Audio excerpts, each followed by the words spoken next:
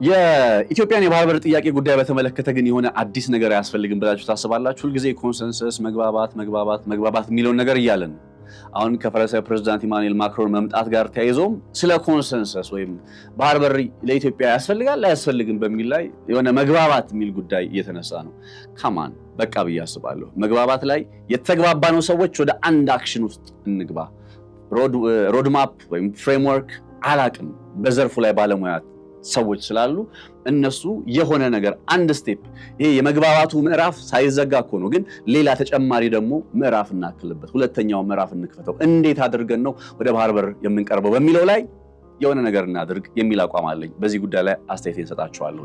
ከዛ ባለፈ በዛሬ ጥንቅራችን ላይ የምንመለከተው ሌላኛው ጉዳይ በማስረጃ የተደገፈ ፓኪስታንን በተመለከተ ከዚህ ቀደም እየወጡ ያሉ ዘገባዎች ፓኪስታን የኢራንን የጦር አውሮፕላኖች እያስጠለለች ነው በሚል ሲቀርቡ የነበሩ ክሶች በእርግጥም ፓኪስታን የምትታመን ሀገር አይደለችምና ሌላ አደራዳሪ እንፈልግ የማለት ግብ እንዳላቸው የሚያሳይ በቪዲዮ የተደገፈ ከዚህ ቀደም በገበያ ፖድካስት ላይ በሁለቱንን አቅርበንላችሁ በነበረ መረጃ አሁን ያልኳችሁን ቃል በቃል ብለን ነበረ። ያልነውን ነገር በቪዲዮ ደግሞ የአሜሪካ ሪፐብሊካን ሴናተር በጣም ፕሮ ኢዝራኤል የሆነ ሪፐብሊካዊ ሴናተር የተናገረውን ነገር በቪዲዮ ማስረጃ ይዤላችሁ መጥቻለሁኝ። ከዚህ ባለፈ ደግሞ ዓለም አሁን በጣም የተነጋገረበት ያለው ጉዳይ አለ። የቻይናና የአሜሪካ ጉዳይ፣ ዶናልድ ትራምፕ እና ሺ ጂንፒንግ አሁን ጉብኝቱ ቀጥሏል። እስካሁን ባለው ነባራዊ ሁኔታ ማን ነው ነጥብ እያስቆጠረ ያለው? ማን ነው የበለጠ ጥቅሙን እያስከበረ ያለው? ማን ነው ፍላጎቱን እያስከበረ ያለው?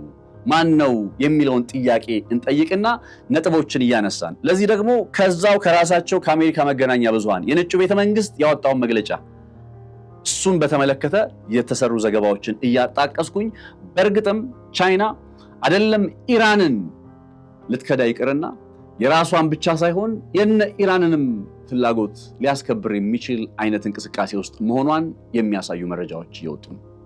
ሰላም ጤና ያስጥልን ክብራትና ክብራን የገበያ ፖድካስት ቤተሰቦች፣ ነፃነት ላቀው ነኝ። በገበያ ፖድካስት በየዕለቱ ያው በእንዲህ አይነት መረጃዎች እንገናኛለን። ዛሬም ቀደም ብዬ ያልኳችሁን ርዕሰ ጉዳዮች ይዤላችሁ መጥቻለሁኝ። አብራችሁ እንድትሆኑ በአክብሮት እጋብዛለሁኝ። ቻናላችንን ሰብስክራይብ ያደረጋችሁ ቤተሰብ መሆናችሁ አይዘንጋ። መልካም ጊዜ፣ መልካም ቆይታ ይሆንላችሁ።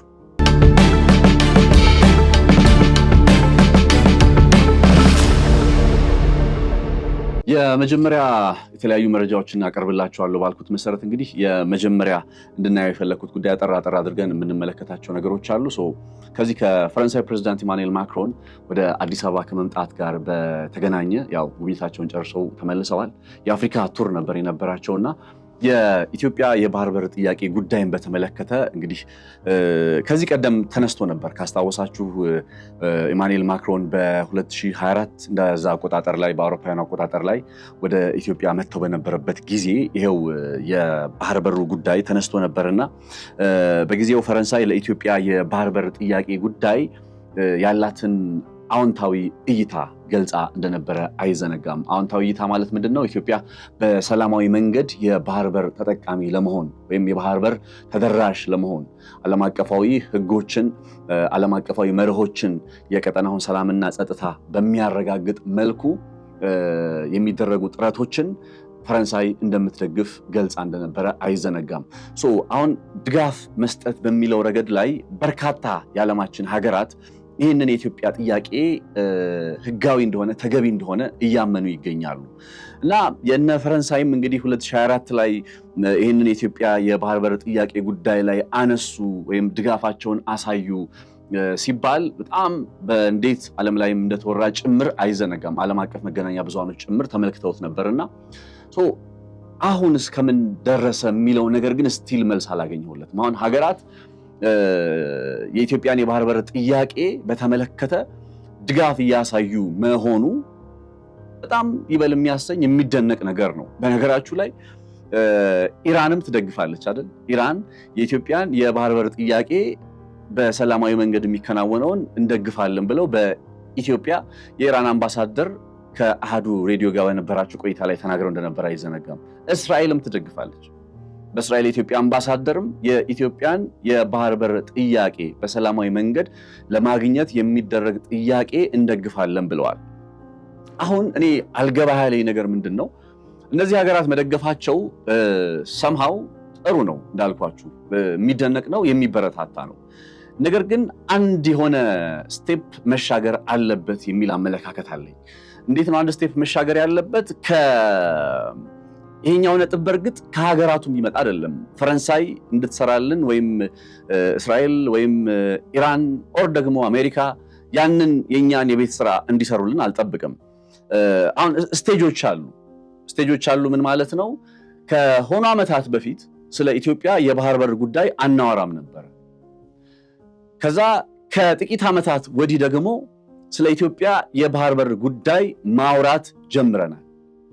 አንገታችንን ሳንደፋ በኩራት ማንም ምንም ቢል ምንም ሳያሳፍረን በኩራት ኢትዮጵያ የባህር በር ይገባታል፣ ለባህር በር ጥያቄው ደግሞ ህጋዊ፣ ታሪካዊ፣ ጂኦግራፊያዊ ምክንያቶች አሉ እያለን ብዙ እንሞግታለን። አሁን ግን በኢትዮጵያ የባህር በር ጥያቄ ጉዳይ ላይ የማይስማሙ ሰዎች እስከሚስማሙ ድረስ ወይም የማይስማሙ ኢትዮጵያውያን ካሉ እነዛ ሰዎች እስከሚስማሙ ድረስ መቀጠል ያለብን አይመስለኝም። እነዛ ሰዎች ወይም የኢትዮጵያ የባህር በር ጥያቄ አሁን ላይ የተነሳው ለፖለቲካዊ ዓላማ ነው፣ ስልጣን ላይ ያለው መንግስት የሆነ ትኩረት ሊስብበት ነው፣ እንዲህ ሊያደርግበት ነው ብለው የሚያስቡት እንዳሉ ይታወቃል። ይመቻቸው። በቃ ለምን እንደዚህ ያሰባችሁ ተብሎ የሆነ እነሱ ላይ ሰምሃው እንትን የምንለው ነገር የለም። ነገር ግን የኢትዮጵያ መንግስት ይህንን ስቴፕ ወደ አንድ ምዕራፍ ማሸጋገር አለበት። ያ ወደ አንድ ምዕራፍ ማሸጋገር ጉዳይ ማለት ምን ማለት ነው? ለምሳሌ ያክል ኢትዮጵያ የባህር በር ጥያቄዋን መልስ ለመስጠት ከኮንሰንሰስ ወይም በህዝቡ መካከል ላይ የሆነ መግባባት ላይ መምጣት ከሚለው ነገር በዘለል አሁን የፈረንሳዊ ፕሬዝዳንት ኢማኑኤል ማክሮንም መደገፋቸው፣ ማድነቃቸው፣ ሌሎችም ሀገራት እንደነገርኳችሁ በቀጥታም በተዘዋዋሪ ይህንን የኢትዮጵያ አካሄድ መደገፋቸው፣ ድጋፍ መስጠታቸው በሰላማዊ መንገድ እስከሆነ ድረስ የሚሉትም ማለት ነው መልካም ሆኖ ሳለ ግን አንድ ስቴፕ መሄድ አለበት። አንድ የሆነ ደረጃ መሻገር አለበት። ሁልጊዜ የሆነ ከሰሞኑ የኢትዮጵያ ጠቅላይ ሚኒስትር ዶክተር አብይ አህመድም የሚዲያ ባለሙያዎችን ጋብዘው በአንድ ቃለመጠይቅ ላይ እያነሱት የነበረ ጉዳይ ነበረ። ቢያንስ በባህር በር ጉዳይ ላይ መግባባት መቻል አለብን የሚለውን ነገር እኔ ደግሞ ሰምሃው የባህር በር ጉዳይ ላይ የሁሉም ሰው እስከሚግባባ ድረስ ብለን የምንጠብቀው ነገር ነው ብያለሁ። የተግባባን ሰዎች እየሰራን ነው። ያልተግባቡ ሰዎች ደግሞ ስራ እያዩ ሲመጡ የሆኑ ስቴፖች እንቅስቃሴዎችን እያዩ ሲመጡ አንድ ደረጃ እየጨመረ ሲመጣ ሂደቱ እዛ ሞመንት ላይ ሊቀላቀሉን ይችላሉ። ወይ ደግሞ የድል አጥቢያ አርበኞችም ሆነው መጨረሻ ላይ ኢትዮጵያ የባህር በር አማራጭ ልታገኝ የምትችልበት መንገድ ሲፈጠር በዛ ሞመንት ላይ አብረውን ሰለብሬት ሊያደርጉ ይችላሉ። በመጡበት ወይም እንደያመጣጣቸው እንቀበላቸዋለን ኢትዮጵያውያን እስከሆኑ ድረስ። ነገር ግን ይሄኛው ፓርት ላይ ግንዛቤ መፍጠር የሚለው ፓርት ላይ ወይም መግባባት መድረስ የሚለው ፓርት ላይ ወይም አጀንዳ መቅረጽ የሚለው ፓርት ላይ አጀንዳውን ሴት ማድረግ የሚለው ምዕራፍ ላይ ረጅም ጊዜ መቆየት አለብን ብያለሁ። ከአጀንዳ መቅረጽ ባለፈ ሁኔታ የኢትዮጵያን የባህር በር ጥያቄ እንዴት ነው ቢያንስ ሌላው ቢቀር እንዴት አድርገን ነው ወደዛ አይነት አካሄድ ውስጥ የምንሄደው የሚለውን ነገር ለመረዳት ተመራማሪዎች፣ ጥናት አድራጊዎች፣ የዘርፉ ላይ የሰሩ ጉምቱ ሰዎች ዕውቀታቸውን እያወጡ የሆነ ማዕቀፍ የሆነ ፍሬምወርክ ስቴፖችን ሊያሳየን የሚችል መጀመሪያ እንዲህ ይሆናል፣ ከዛ እንዲህ እናደርጋለን። እኛ ላናውቀው እንችላለን። ፎር ኤግዛምፕል እንደ ጋዜጠኛ ላላውቀው እንደማልችል ተስፋ አደርጋለሁ። ግን ሁሉም ሰው ላያውቀው ይችላል። ላያውቀው የሚችለው ነገር ሊሆን ይችላል። ምን ደረጃ ላይ ወይም ሁለተኛው ምዕራፍ ብለን የምንገልጸው ግን በሆነ መንገድ ኢትዮጵያ የባህር በር ማግኘት የምትችልበትን አማራጭ እየተዘረጋ ነው ወይም ፍሬምወርኩ እየተቀመጠ ነው ወይም ፍሬምወርኩን ለማስቀመጥ ጥናትና ምርምሮች ተጀምረዋል የሚል አይነት ነገር መጠበቅ አለብን ብዬ አስባለሁ። እነ ፈረንሳይ ይህንን የኢትዮጵያ አካሄድ በሰላማዊ መንገድ እስከሆነ ድረስ ይደግፋሉ። ሁሉም የዓለም ሀገር ባይዘው ከዚህ በኋላ ዜና ሊሆንብን የሚገባ አይመስለኝም። የሆነ የውጭ ሀገር የኢትዮጵያን የባህር በር ጥያቄ በሰላማዊ መንገድ ለማግኘት የምታደርገውን ጥረት ደገፈ ወይም ድጋፍ ሰጠ የሚለው ጉዳይ ዜና ሊሆን አይገባም ከዚህ በኋላ ብዬ አምናለሁ። ከዚህ በኋላ ዜና ሊሆን የሚገባው ያ የባህር በር እንቅስቃሴ የባህር በር ለማግኘት የሚደረገው ጥረት አቅጣጫ ይዞ ፍሬምወርክ ተቀርጾለት ቅርጽ ይዞ እንቅስቃሴዎች ከመጀመራቸው ጋር ተያይዞ ያሉ ነጥቦች መሆን አለባቸው። ከፈረንሳይ ጋር በተገናኘ ከባህር ኃይል ጉዳይ ጋር ትላንትና በዝርዝር ስለተመለከትኩት አልገባበትም። ይሄ የባህር ኃይሉን ጉዳይ እንዴት እያገዘችን እንዳለ እንዴት እያገዝናትም እንዳለ ስለሚታወቅ ስትራቴጂካዊ አጋርነታችን ጥሩ ነው። በዲፕሎማሲያዊ መንገድ ስንሄድ በድርድር ስንሄድ አሁን ከዚህ ቀደም ታስታውሳላችሁ የኢትዮጵያ መንግስት ለኤርትራ መንግስት አሰብን ጨምሮ በተለያዩ ጉዳዮች ላይ መነጋገር መደራደር እፈልጋለሁ መመካከር እፈልጋለሁ ብሎ የሆነ ደብዳቤ ተጽፎ ነበር። አንድ ስቴፕ ነው ለምሳሌ እሱ። የኢትዮጵያ የባህር በር አሁን ባለቤትነት አንድ ነገር ነው፣ አማራጭ ማግኘት የሚለው አንድ ነገር ነው። ገብቷችኋል? አማራጭ ማግኘት የሚለውን ጉዳይ አስቀድመን ልንሰራ እንችላለን። ባለቤትነት የሚለውን ጉዳይም ደግሞ ግብ አድርገን ልንሰራ እንችላለን። ለዛ ግን how to የሚለው እንዴት አሁን ያስፈልገናል። እኔ እንኳን በኢትዮጵያ የባህር በር ማለት ረጅም ጊዜ ሰራው ማለት ሳይሆን ባለፉት 2-3 ዓመታት ውስጥ በዚህ ጉዳይ ላይ እየሰራ ነው። ያስፈልጋል ለምን ያስፈልገናል እንዴት ያስፈልገናል በሚለው ላይ እንደ የገበያ ፖድካስት ተከታታይ ከሆናችሁ እንኳን ምን አይነት ፕሮግራሞችን ስንሰራ እንደነበረ የምታስታውሱት።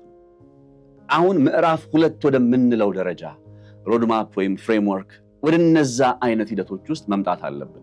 ኮንሰንሰስ ሁሉም ሰው በዛ ጉዳይ ላይ ላይስማማ ይችላል። ነገሩን ፖለቲካዊ አድርጎ የሚመለከት ሰው ሊሆን ይችላል። ወይም ነገሩን ደግሞ የሆነ በቀጠናው ኢትዮጵያ በቃ እንትኑን ልታበላሸው ነው ብሎ የሚያስብ ኢትዮጵያዊ ሊኖር ይችላል። የቀጠናው ሰላምና መረጋጋትን ኢትዮጵያ ልታበላሽ ነው ብሎ የሚያስብ ሊኖር ይችላል። በቃ እነዛ ሰዎች እንደዛ ስላሰቡ ገና እነሱ ድረስ እንትን የሚባለው እንዳይሆን ብዬ እኮ ነው። እነሱ እስከሚበስሉ ድረስ እኛ አረርን ነው ምናምን የሚባል አማርኛ አባባል አለ አይደል? እንደዛ እንዳይሆን ያለውን ሂደት ያለውን ፔስ አለበለዚያ የሆነ እዛው እንትን እንዳይሆን ነው ባለንበት ቦታ ላይ መደጋገም ነገር እንዳይሆን ስቴፕ ባይ ስቴፕ አዳዲስ ነገሮችን ማየት አለብን። ሃውቱ እንዴት በሚለው ጉዳይ ላይ የፈረንሳይ ፕሬዝዳንት ኢማኑኤል ማክሮን ትላንትና መምጣታቸው ጋር ተያይዞ ማንሳት የፈለኩት ነጥብ በ2024 ነበር እንግዲህ በመጀመሪያ ወይም ሁለተኛ ጊዜ የመጡ ሰዓት ላይ የኢትዮጵያን የባህር በር ጥያቄ ጋር በተገናኘ ፈረንሳይ ያላትን ድጋፍ ገልጸው የነበረው። አሁን በ2026 ወይም ከሁለት ዓመት በኋላ ሲመጡ ድጋፉን እንዴት ወደ ምን አይነት ደረጃ ወሰዱት? ከኢትዮጵያ ጋር በመሆን ወደ ምን አይነት ደረጃ ወሰዱት? ወይም ኢትዮጵያ ከፈረንሳይ የምታገኘውን ሰላማዊ ወደብ የማግኘት ጥረት ወደ ምን አይነት ደረጃ ወሰደችው? ሜቢ ሁሉም ነገር ሚስጥር ሆኖ ሊሆን ይችላል፣ ወይም ለደህንነት ጉዳይ ሲባል ምናምን የሚል አመክንዮ ሊመጣ ይችላል። ግን አትሊስት የሆኑ ፍንጮች መታየት መጀመር አለባቸው የሚል አመለካከት አለኝ። ምዕራፉ መቀየር አለበት። ግንዛቤ መፍጠር፣ መግባባትን መፍጠር በተሻለ ደረጃ አሁን ያለንበት ሞመንት ላይ መተናል። በጊዜ ሂደት ተጨባጭ የሆኑ ነገሮች ደግሞ መሬት ላይ እንደዚህ እየወረዱ ፍሬምወርክ ሮድማፕ ምናምን የምንላቸው ነገሮች እየተዘጋጁ ሲመጡ ትረስት ሚ ብዙዎች እየተቀላቀሉ ይመጣሉ ከዚህ ኮዝ ጋር። ኮንሰንሰሱ በአንድ ጊዜ አይደለም የሚፈጠረው፣ በስራ ሂደት ላይ የሚፈጠራል። መጨረሻ ላይ እንዳልኳችሁ ቅድም ኢትዮጵያ የባህር በር አማራጭ ወይም ባለቤት መሆን የምትችልበት አጋጣሚ ሲፈጠር ሁሉም ሰው በቃ እየተጸጸተም ሊሆን ይችላል፣ በቃ የድል አጥቢያ አርበኛም ሆኖ ሊሆን ይችላል፣ ጆይን ያደርጋል እዛ ሞመንት ላይ። የመጨረሻዋ ሞመንት ላይ ኢቭን ጆይን የሚያደርጉ የሚቀላቀሉ ሰዎች ይኖራሉ። ኮንሰንሰስ በሂደት ነው የሚፈጠረው። የሂደቱን ወደ ሆነ ደረጃ ማሻገር ያስፈልጋል። የኢትዮጵያን የባህር በር ጥያቄ አሁን ከኮንሰንሰስ ባለፈ የሆነ አንድ ስቴፕ መሻገር አለበት የሚል አቋም አለኝ። what do you think you guys? እኔ ይሄኛው የግል መረዳቴ ነው። የእናንተን አስተያየትም እስኪ በኮመንት መስጫ ታስቀምጡልኝ። አስተያየቶችን ብመለከታቸው ደስ ይለኛል። ወደ ሌሎቹ ርዕሰ ጉዳዮች እንሂድ። የምስራቅ አፍሪካ ቀንድ ላይ የኢትዮጵያን የባህር በር ጉዳይ ጋር የተያዘውን ነጥብ እዚህ ጋር ገታ ላድርገውና ወደ ቻይናና የአሜሪካ ጉዳይ ከመሻገሬ በፊት አንድ በጣም ኢምፖርታንት ነገር አሳያችኋለሁ። ካፍታ በኋላ ልመለስ።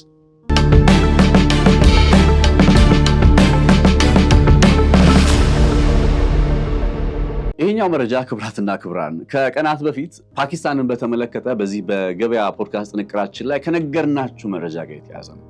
ነገሩ እንዴት እንደሆነ ላስረዳችሁ ባጭሩ። ፓኪስታን የአሜሪካና የኢራን የድርድር መርሃ ግብር ዋነኛዋ የስበት ማዕከል ነች። ያው በፓኪስታን ነው ሁለቱም የተገናኙ የተደራደሩ የሚገኙት እና ይህንን የፓኪስታን ሚና በተመለከተ ብዙ ስትደነቅ ቆይታለች ፓኪስታን ኢራንንና አሜሪካን በማቀራረብ ረገድ ማለት ነው። እና ከዛ ዋል ስትሪት ጆርናል የሚባለው የዜና ምንጭ ምን አይነት መረጃ ይዞ ወጣ? ፓኪስታን የኢራንን የጦር አውሮፕላኖች መሸሸጊያ መደበቂያ ሆናለች። ኢራን የአሜሪካ ጥቃት የጦር አውሮፕላኖቿን ጉዳት እንዳያደርስበት ፈልጋ ፓኪስታን ውስጥ ደብቃ አስቀምጣለች። ይህንንም እንግዲህ ስማቸው ካልተጠቀሰ የመረጃ ምንጮች ሰምቻለሁ በማለት ባሳለፍነው ሜይ 10 አካባቢ ላይ ይህንን ዜና ይዞ ወጣ። ከዛ ይህንን ዜና ይዞ ከወጣ በኋላ በቃ ፓኪስታን የኢራንን የጦር አውሮፕላኖች እያስጠለለች ነው የሚለው አጀንዳ ሴት ተደረገ። ከዛ የኛውን ርዕሰ ጉዳይ ይዘን ከጋዜጠኛ ሚሊዮን ጋር በገበያ ፖድካስት በጋራ ሁነን ቆይታ ባደረግንበት አጋጣሚ ላይ ሐሳቦችን፣ ዜናዎችን ከዚህም ከዛም እያነሳን እያቀረብን ነበርና እሱን መረጃ ስናቀርብ ይሄ የፓኪስታኑ ጉዳይ ላይ ደረስን። ፓኪስታን የኢራንን የጦር አውሮፕላኖች እያስጠለለች ነው በማለት እነ ዋል ስትሪት ጆርናል ዘግበዋል ወደሚለው ጉዳይ ላይ መጣንና ሐሳቦችን ስንሰጥ ምን አይነት ሐሳብ አቀረብን መሰላችሁ? ይሄ ጉዳይ ፓኪስታን በአሜሪካና በኢራን መካከል ያላትን የማደራደር ሚና እምነት በማሳጣት ሌላ ተደራዳሪ እንፈልግ ወይም ለድርድሩ ፓኪስታን ብቁ አይደለችም የሚል አይነት ኮኖቴሽን ወይም የሚል አይነት አንድምታን በመስጠት በኢስላማባድ ላይ ጥርጣሬ መተማመንን የመፍጠር ዘመቻ ቢሆንስ የሚል ሐሳብን አቀረበ በዚህው በገበያ ፖድካስት ልታኔ። ከዛ ያንን እንግዲህ በሜይ 10 እንደዛ መረጃውን ዋል ስትሪት ጆርናል አውጥቶ እኛ ሜይ 11 ላይ ያቀረብነው ትንታኔ ላይ ነው አይ ቲንክ ይህንን ጉዳይ እየተነጋገርን። በዛው ዕለት ሜይ 11 የአሜሪካ ኮንግረስ አሜሪካ የላይኛውና የታችኛው ምክር ቤት አባላት ከዚያው ከጦርነቱ ጉዳይ ጋር በተገናኘ የአሜሪካ የዲፌንስ ሴክሬታሪው ፔት ሄግሴትን እና የፔንታጎኑን ዋና ወታደራዊ ጀነራል ኬንን በዛው በኮንግረሱ ውስጥ ጠርቶ ከጦርነቱ ሂደት ጋር በተገናኘ ጥያቄ እያቀረበላቸው ነበር። ጥያቄ ሲያቀርብላቸው አንዱ የተነሳው ጉዳይ ይኸው የፓኪስታን የኢራንን የጦር አውሮፕላኖች እያስጠለለች ስለመሆኑ ሰምታችኋል ወይ? ከዛ ጀነራል ኬንን ነው የሚጠይቋቸው፣ የፔንታጎኑን ጀነራል ኬን አዎ አንድ ዘገባ እንደዛ አይነት ይዘት ያለው አንድ ዘገባ አይቻልም ይላሉ። እና ትክክል ይመስልሃል ወይም ዘገባው ትክክል ነው? ከዛ ጀነራል ኬን ይመልስና በሱ ጉዳይ ላይ የድርድሩ ሂደት ጋር የሚገናኝ ስለሆነ አስተያየት ከመስጠት ቆጠባለሁ የሚል አቋም ሲመጣ ሴናተሩ ይጠይቁታል። ጀነራል ኬንን ይተውትና ወደ ፔት ሄግሴት ይሄዳሉ። ወደ ፔት ሄግሴት ዞረው ሄግሴት ይሄ ፓኪስታን የኢራንን የጦር ጀቶች እያስጠለለች የመሆኗ ጉዳይ እንዴት ነው ሀገሪቱን ኢስላማባድን አሜሪካና ኢራንን በማደራደር ረገድ እንድናምናት የሚያደርገው? ኢስላማባድ እኮ ሊትራሊ የኢራንን የጦር አውሮፕላኖች እያስጠለለች ነው፣ እንዴት ነው ልናምናት የምንችለው? በማለት ይህንን ጥያቄ በአሜሪካ ኮንግረስ ውስጥ ያቀርቡታል። በቪዲዮ ላሳያችሁ።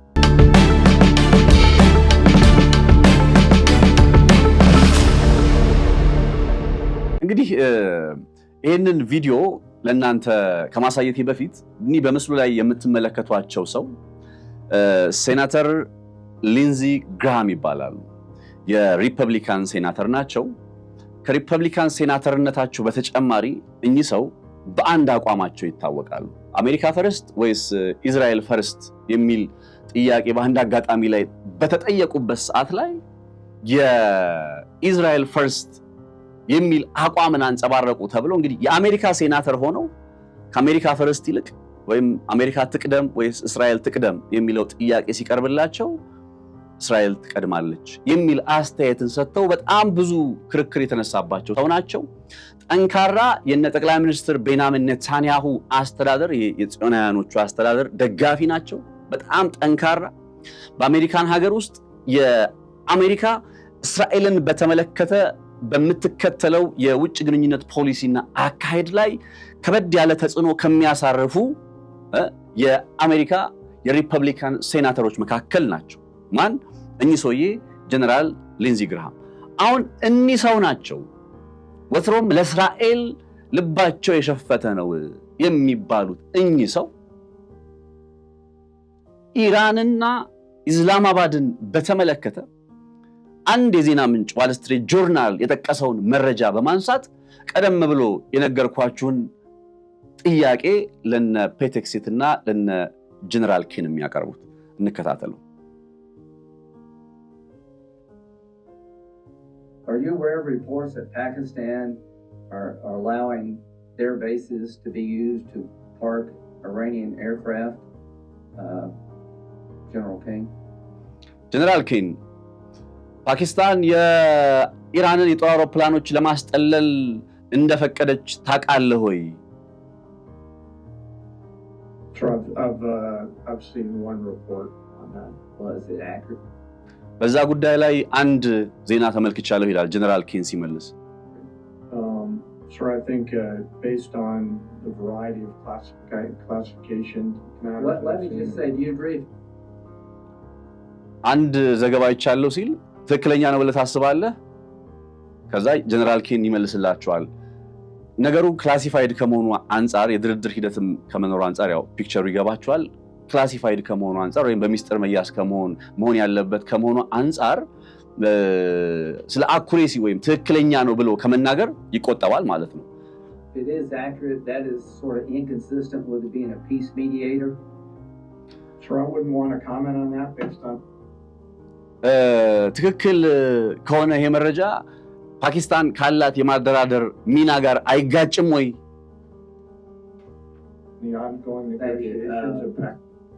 አሁን በፓኪስታን ካለው የድርድር ሂደት ጋር በተገናኘ በዚህ ጉዳይ ላይ አስተያየት ባልሰጥ እመርጣለሁ ይላቸዋል። እሳቸው ምን እያሉት ነው? ፓኪስታን ካላት የዚህ የማደራደር ሚና ጋር ተገናኝቶ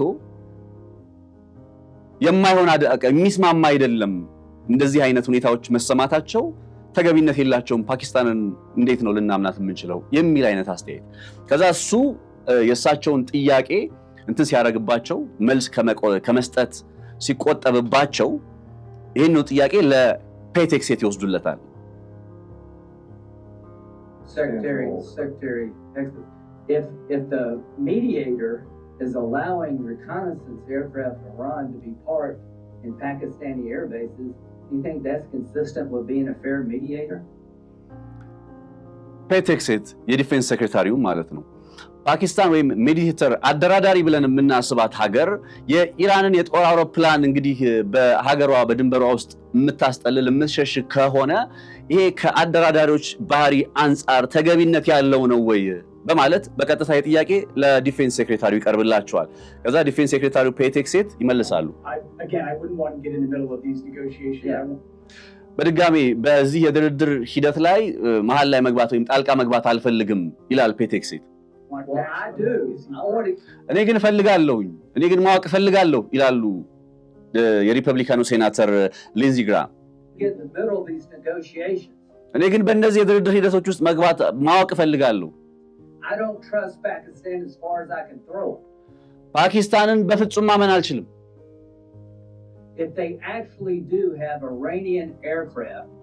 የኢራን የጦር አውሮፕላኖችን በግዛታቸው ካስጠለሉ ወይም ያስጠለሉ ከሆነ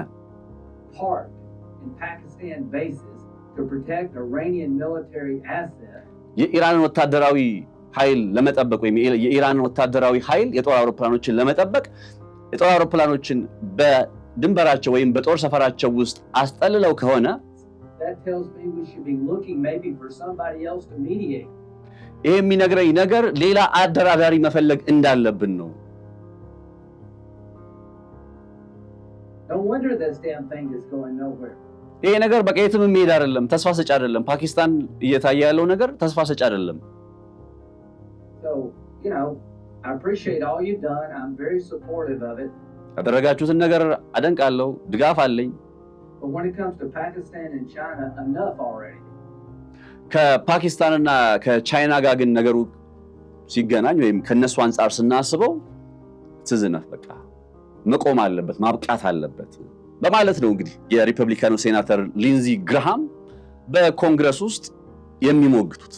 አሁን በጣም የገረመኝ ነገር ምን መሰላችሁ?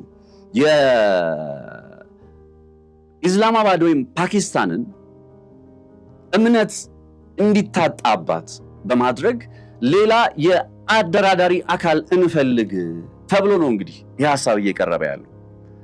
ሌላ አደራዳሪ እኮ ቢኖር ለምሳሌ ሩሲያ ታደራድር ቢባል አይሆንም። ሩሲያ ከኢራን ጋር ያላት ነገር ይታወቃል። ቻይና ቢባል ዶናልድ ትራምፕ በቻይና ቢገኙም እንኳን አይቻልም። ሊትራሊ በገልፉ ቀጠና ያሉ ሀገራትን ብንመለከት ለአሜሪካ የጦር ሰፈራቸውን የሰጡ ያው ድብደባ ሲቀምሱ የነበሩ ሀገራት ናቸው።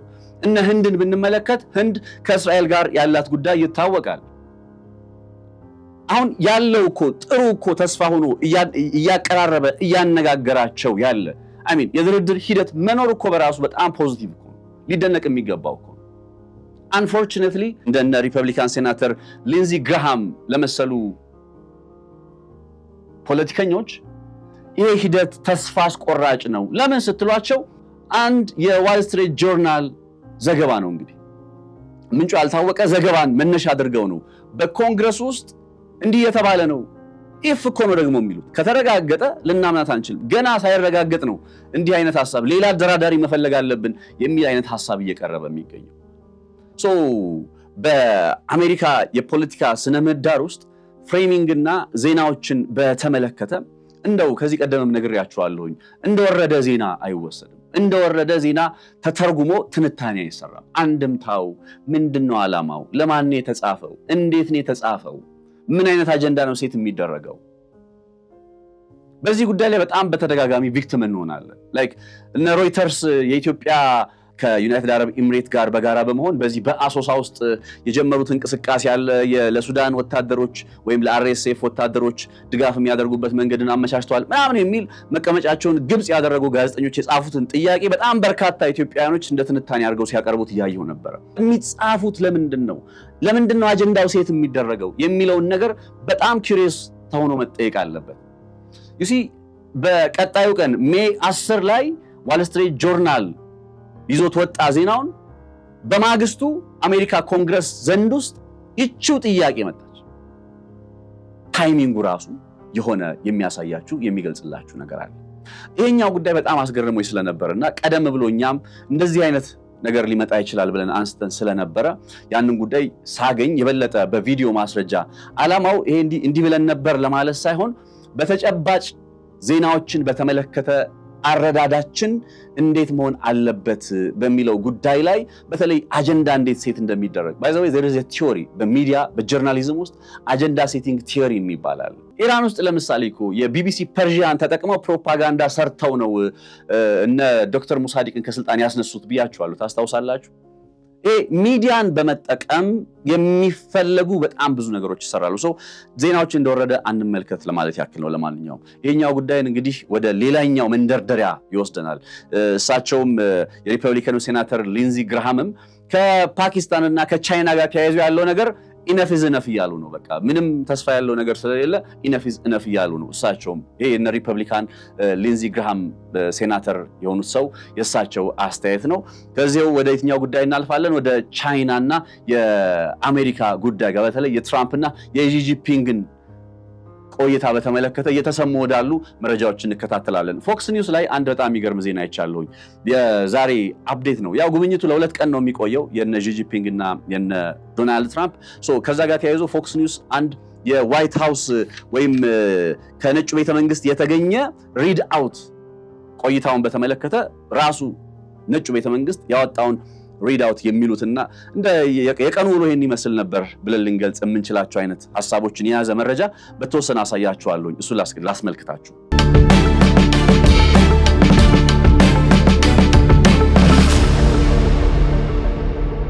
Just got a readout from the White House on this big bilateral meeting between the two presidents. So I'll read a couple of notes that I've taken away from.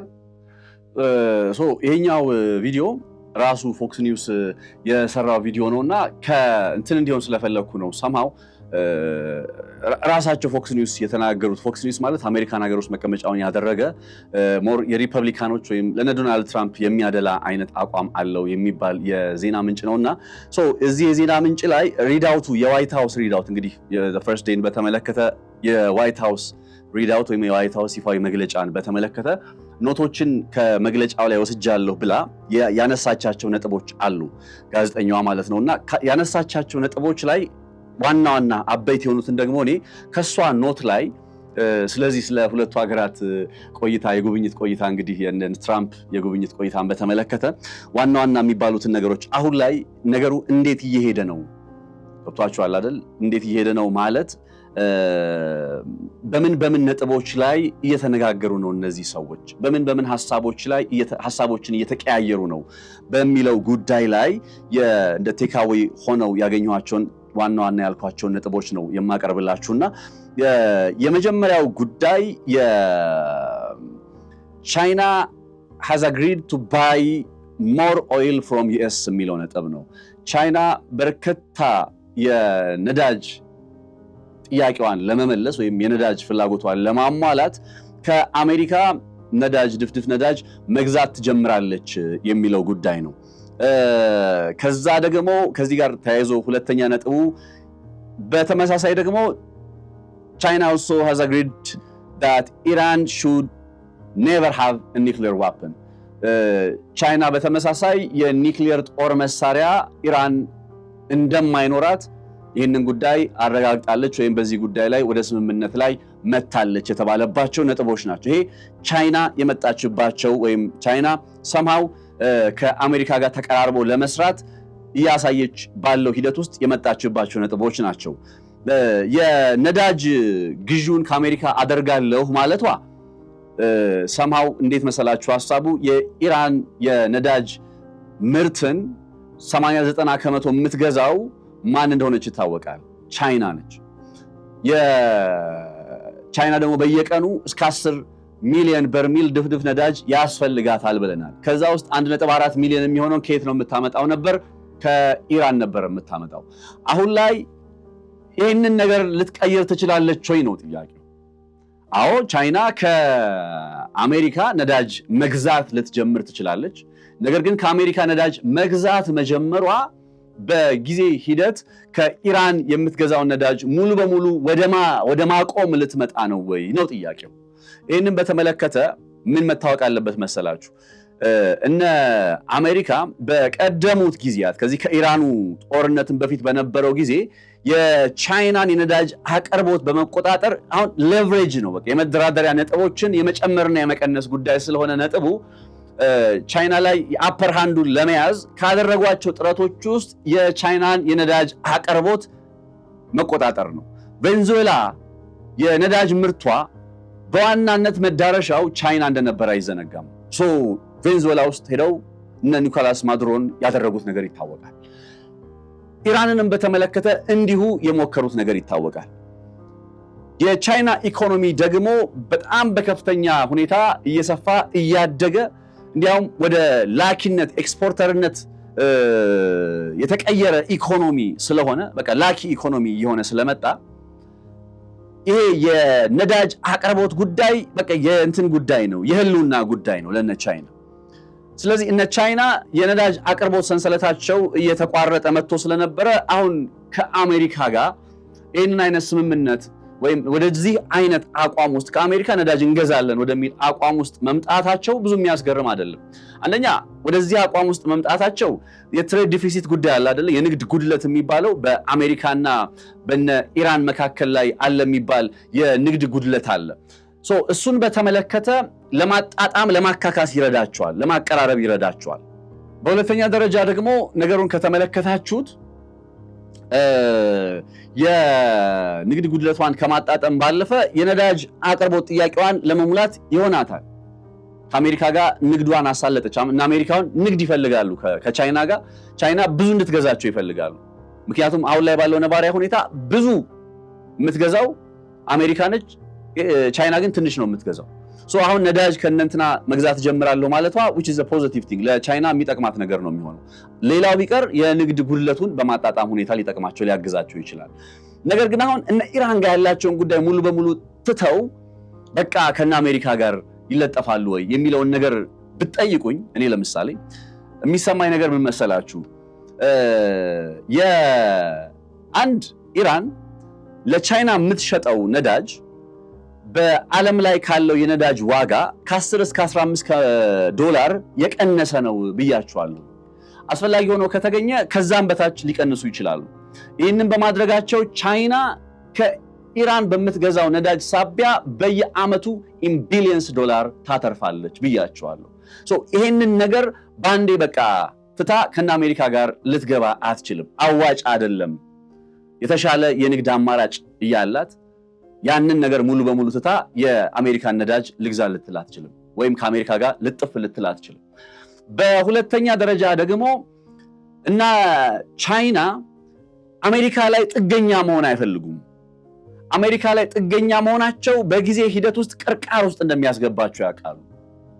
ስለዚህ ነዳጅ እንገዛለን አሉ ማለት አሜሪካ ጋር የሌሎች አማራጮቻችንን ትተን ከአሜሪካ ብቻ ወደሚል አቋም ውስጥ መጥቷል ማለት አይደለም።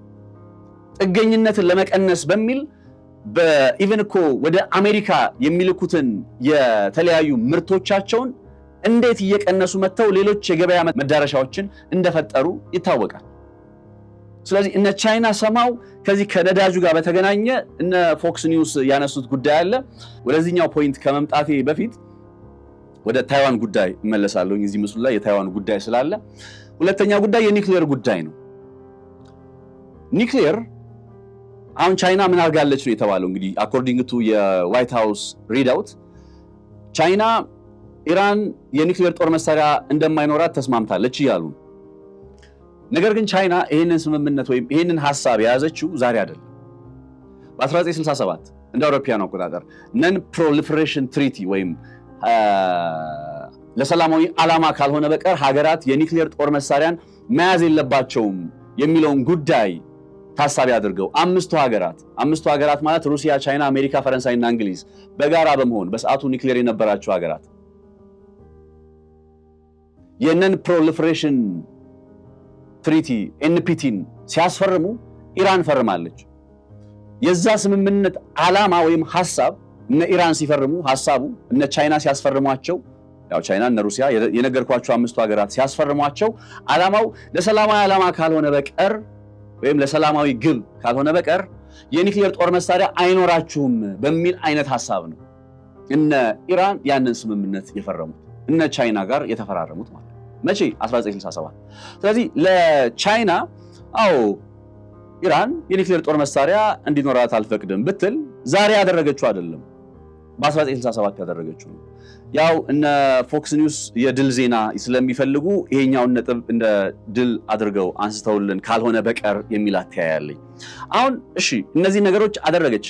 አሁን ቻይና አድቫንቴጇን ጠብቃ እንደሆነ ወቁ። የሆነ ኢራንን በቃ ገፍታ ጥላ ምናምን አይደለም። እኔ አይ ዶንት ቲንክ በፍጹም እነ ቻይና ከኢራን ጋር ያላቸውን ነገር በተመለከተ ኢቭን አክቹሊ ቀጣይ እነግራቸዋለሁ። በዚህ በፎክስ ኒውስ ዘገባ ላይ አስደምጣቸዋለሁ ወይ እቺው ጋዜጠኛ የምትናገረው ነጥብን በተመለከተ ማለት ነው። የኢራንን ጉዳይ በተመለከተ ምን እንደምትል ወደዛው ነጥብ ልውሰዳችሁ ላሳያችሁ። ላይክ የኢራንን ጉዳይ በተመለከተ እነ ቻይና በዚህ ሪዳውት ላይ ምን ነጥብ አለ የሚለውን ነገር በተመለከተ ይሄ ዘገባ ያለው አንድ መረጃ አለ።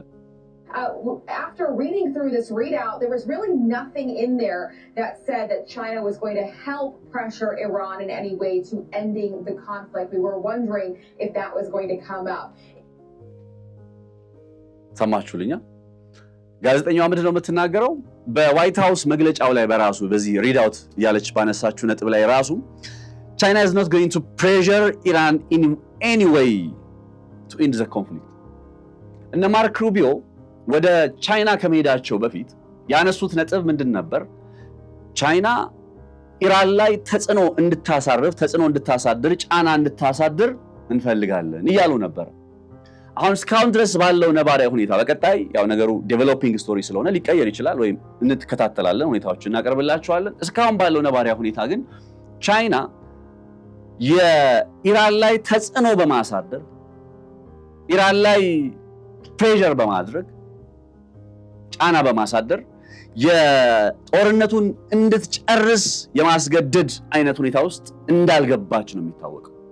ይሄ ፎክስ ኒውስ የነ ዶናልድ ትራምፕ የራሳቸው የዜና ምንጭ የዘገበው መረጃ ነው ይዤላችሁ የመጣሁት።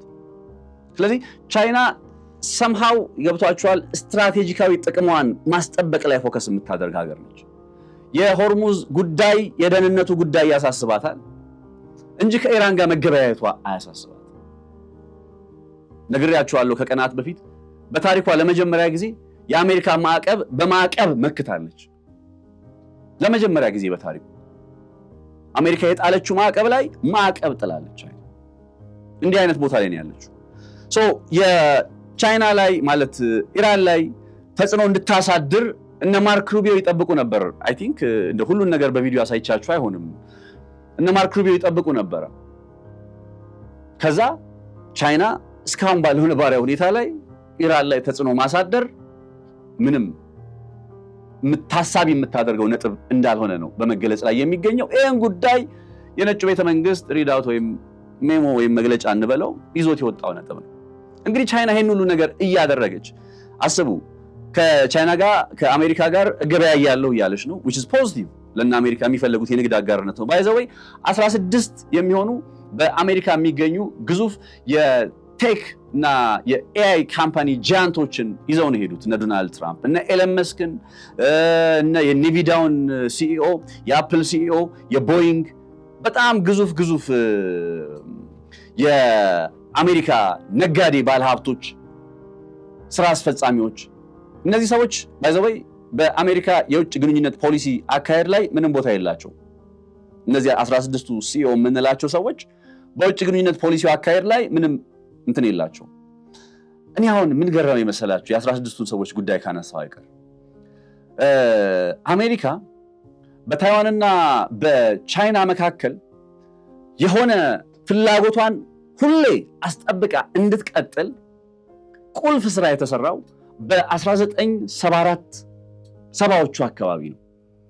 ከዛ የአሜሪካ የውጭ ግንኙነት ፖሊሲ ጀርባ ኪሲንጀር የሚባል በጣም ህይወታቸው አልፏል ነፍስ ይማር በጣም ከባድ ፖለቲከኛ አሉ።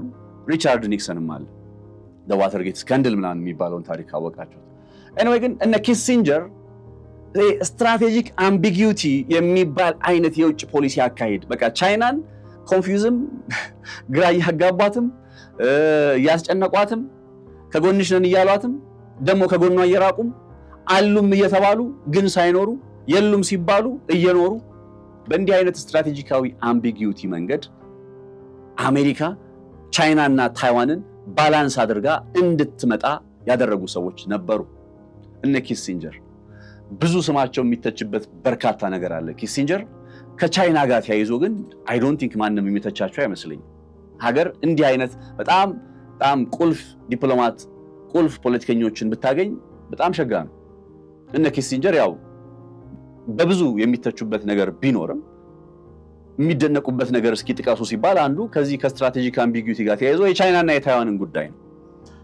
አሁን እንደዛ አድርገው በአካባቢው ላይ ተጽዕኖአቸውን አስጠብቀው ፍላጎታቸውን አስጠብቀው የመጡት አሜሪካ ዛሬ የቻይናን በተመለከተ ጉዳዮችን ለመፈጸም ስምምነት ለማድረግ ሲሄድ ዲፕሎማት ፖለቲከኛ ምናምን የሚባሉ ሰዎች አይኖሩም ማለት አይደለም፣ ይኖራሉ። ግን እንደዚህ በጣም ቦልድ ሆኖ የሚጠቀስ ሰው የለም። ወይም ከዚህ በፊት በነበረ የድርድር ሂደት ላይ የምናውቃቸው ናቸው። እነ ዶናልድ ትራምፕ የሪል ስቴት ሞግሎችን እነ አማቾቻቸውን የሪል ስቴት ሞግሎችን እንደዚህ አለ አይደል ማን እንደሚልኩ እናውቃለን።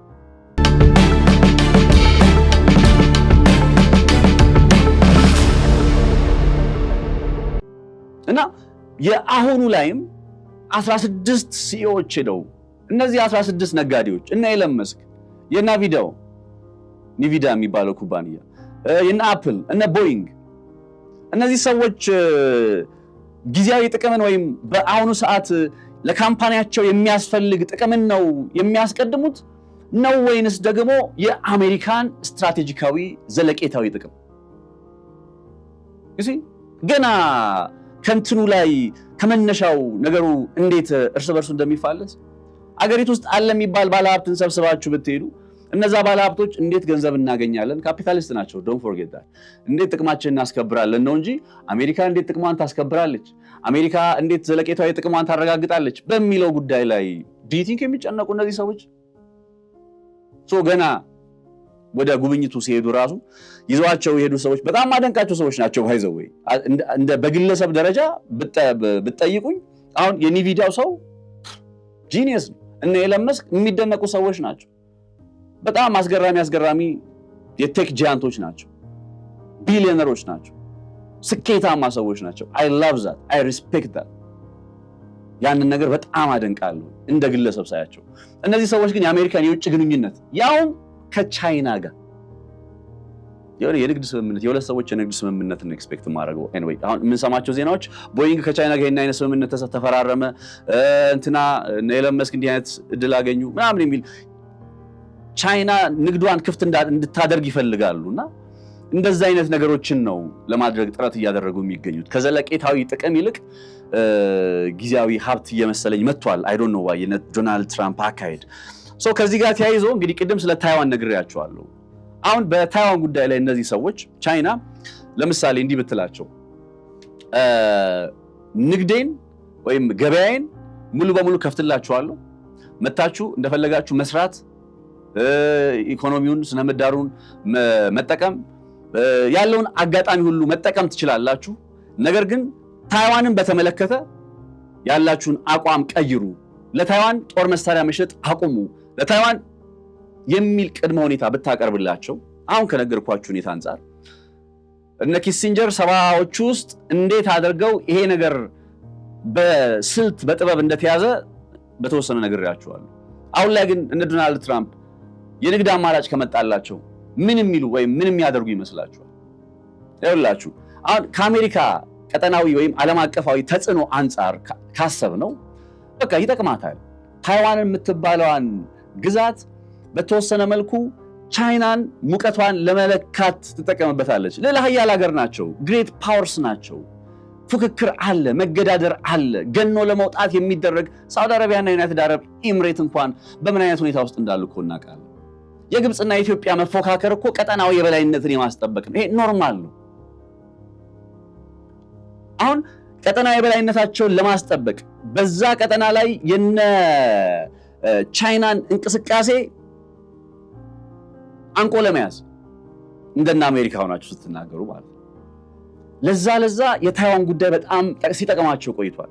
የሚገርማችሁ እንደው ቪዲዮን አላዘጋጀውላችሁም እንጂ ታይዋን እንዴት ባለ መልኩ የሃይላንድ ሰንሰለት የደሴቶች ሰንሰለት አካል እንደሆነች ከጃፓን ጀምሮ ደሴቶቹ እንደ ሰንሰለት እየተቀጣጠሉ ይመጡና ከዛ ታይዋን ጋር ተገናኝተው ከታይዋን ደግሞ እየተቀጣጠሉ ይሄዱና እስከ ፊሊፒንስ ድረስ ይመጣሉ። ይሄ አይላንድ ቼን የሚባለው ጉዳይ በደቡብ ቻይና በፓሲፊክ በደቡብ ቻይና ባህር በፓሲፊክ ላይ በተለይ ቻይናን አንቆ ለመያዝ የረዳቸው መንገድ ማን? ታይዋን። አሁን ታይዋንን በተመለከተ እንኳን እነ ዶናልድ ትራምፕ አቋማቸውን እየቀየሩ አሜሪካ ፎር ዘ ላስት ላይክ ከ1970ዎቹ ጀምሮ ከሆነ ምቱት እንግዲህ 50 ዓመት ምናምን ገደማ ይዛ የመጣችውን ታይዋንን በተመለከተ ያለን አቋም እነ ዶናልድ ትራምፕ ወደ መቀየር እየመጡ። ለዚህ ማሳያውን መሰላችሁ ገና ወደ እንትን ከመሄዳቸው በፊት ቻይና ከመሄዳቸው በፊት ይህን ጥያቄ ተጠይቀው ነበረ ዶናልድ ትራምፕ። ለታይዋን አዲስ የጦር መሳሪያ ሽያጭ አለና ያንን በተመለከተ ጋዜጠኞች ጠይቀዋቸው ዶናልድ ትራምፕ ሲናገሩ ወይም ሲመልሱ ይሄን ጉዳይ የምንነጋገርበት ነው ብለው ተናግረው ነበር። ከዛ አሁን እዚህ ጋር ከመጡ በኋላ ቻይና ከደረሱ በኋላ ጋዜጠኞቹ ጠየቋቸው ዶናልድ ትራምፕ። ቀደም ብሎ ከዚህ ከጋዜጠኞቹ በፊት አንድ መርሳት የሌለባችሁ ነገር ዶናልድ ትራምፕ ከቅርብ ጊዜ ወዲህ በታይዋን ፖለቲካ ውስጥ የቻይናን ተጽዕኖ ወይም እንቅስቃሴ የሚቃወሙ አክቲቪስቶችን እነዚህ ህገወጦች የቻይናን ሁኔታ አደጋ ውስጥ እያስገቡ ያሉ ሰዎች ናቸው እያሉ ሲከሱ የነበሩ ነገሮች ናቸው። እኔ አሁን ትራምፕን ወይም እና አሜሪካ ታይዋን ላይ ያላቸውን አቋም ደግፌ አይደለም፣ ግን 50 ዓመት የመጡት እንደዛ ነበር ነው ልላችሁ የፈለኩት። 50 ዓመት ሙሉ ታይዋንን እየደገፉ ነበር የመጡት። ታይዋን የነጻነት እንቅስቃሴዋን እየደገፉ ነበር የመጡት። አሁን ግን ጭራሽ የነጻነት እንቅስቃሴ የሚያደርጉ የታይዋን ፖለቲከኞችን፣ ተጽዕኖ ፈጣሪዎችን እነሱን መቃወም አንደኛው እስር ቤት ገብቷልና እንኳን እስር ቤት ገባ እንደማለት የመሰለ አስተያየት ሰጥተው ነበር። ከዛ እዚህ ጉብኝታቸው ላይ ጋዜጠኛው ጠየቃቸው የታይዋንን ጉዳይ።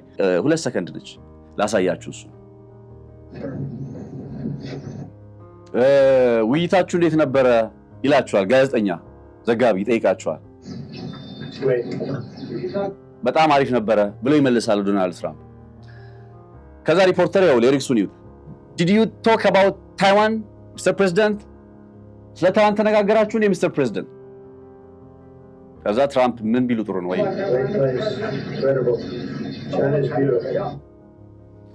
It is incredible. China is beautiful.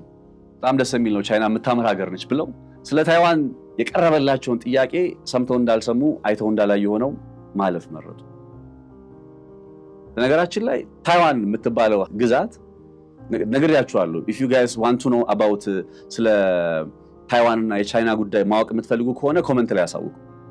በጣም አስገራሚ ታሪክ ያለው የቻይና ካለች ወይስ ራሷን የቻለች ሀገር ነች በሚለው ላይ መረጃውን ስታውቁት ነው በደንብ እንትኑ የሚገባችሁና ታይዋን ራይት ናው እንደ ነፃ ሀገር ነው አክት የምታደርገው። ቻይና ደግሞ የግዛቴ አንድ አካል ነች ብላ ታስባለች፣ ወይም የግዛቴ አካል ነች ትላለች። በጣም ታሪካዊ ክስተቶች አሉ። ይሄ 1940ዎቹ ውስጥ ከሁለተኛ ዓለም ጦርነት መጠናቀቅ እሱ ጋር ተያይዞ ብቻ ሳይሆን ከዛ በፊት በነበሩት ዓመታት እነ ጃፓን መተው እዛ አካባቢ ላይ ቅኝ ግዛት ሲያንቀሳቀሱ በነበረበት ጊዜ ወይም እነዛ ታይዋንን ጨምሮ ያንን ስፍራ ይዘው በነበረበት ጊዜ ሁላ ወደኋላ ይመለሳል ታሪኩ የነ ታይዋን ታሪክ እና በዚህ ጉዳይ ላይ ከፈለጋችሁት ልሰራላችሁ እችላለሁ የነ ታይዋንና የነ ቻይናን ጉዳይ።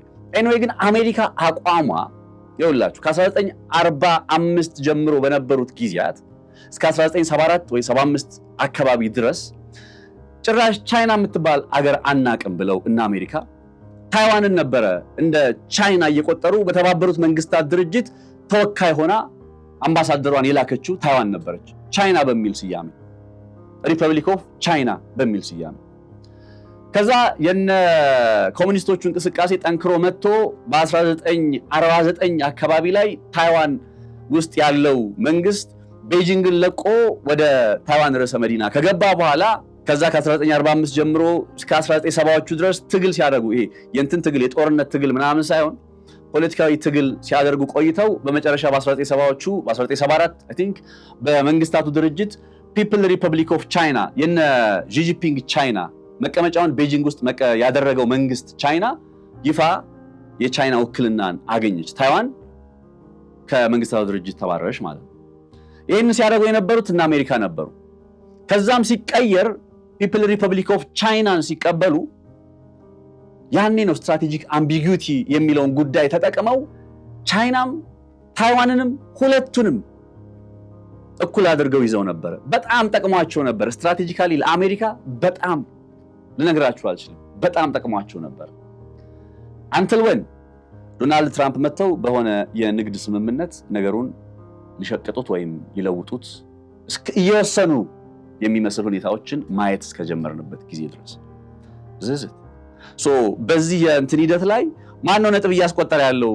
አሁን እስካሁን ባለው ነባራዊ ሁኔታ ማነው ነጥብ እያስቆጠረ ያለው ተብዬ ብትጠየቅ ሞር ቻይና የራሷን ብቻ አይደለም ኢቭን የነ ኢራንንም ጉዳይ ጭምር ሳታስነካ በሆርሙዝ ጉዳይ ላይ ጸጥ ነው ያለች። ሆርሙዝ ሰላማዊ እንዲሆን እፈልጋለሁ፣ ኢራን ላይ ምንም አይነት ተጽዕኖ አላሳድርም ያልኳችሁ ያለው ነገር ገብቷችኋል ብዬ አስባለሁ። እስካሁን ባለው ሁኔታ ቻይና ነጥብ እያስቆጠረች እንደሆነ የሚያሳዩ መረጃዎች አሉ። በቀጣይ ምን ይሆናል የሚለውን ነገር እንዲሁ የተከታተልን የምናቀርብላችሁ ይሆናል።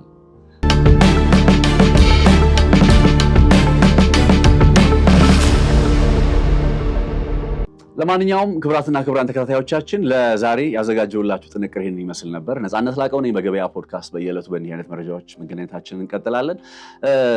እያቀረብንላችሁ ያለው መረጃ ጠቃሚ ሆኖ ካገኛችሁት ብዙዎች እንዲመለከቱት ሼር በማድረግ ቤተሰብነታችሁን አሳዩን። ሰብስክራይብ ያደረጋችሁ ቤተሰብ ሁኑ። ብዙ ርቀት አብረን እንጓዛለን ብዬ ተስፋ አደርጋለሁኝ። መልካም ጊዜ፣ መልካም ቆይታ ይሆንላችሁ።